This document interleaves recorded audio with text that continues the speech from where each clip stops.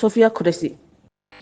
India Pakistan cobawo Pakistan kebangma misinformation campaign klai tongkha abno srai klaikia Colonel Sofia Qureshi boshaka GF-17 by India ne Brahma Mission not pekagrika mani abotatal asuk simia Pakistan misinformation bisingtui busuk joratui tatal kok shahu tongkha abno srai klaikia Colonel Sofia Qureshi.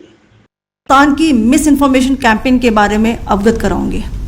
पहला, पाकिस्तान ने यह claim किया कि उसने अपने GF-17 से हमारे S-400 व ब्रह्मोस मिसाइल बेस को नुकसान पहुंचाया, जो कि बिल्कुल गलत है।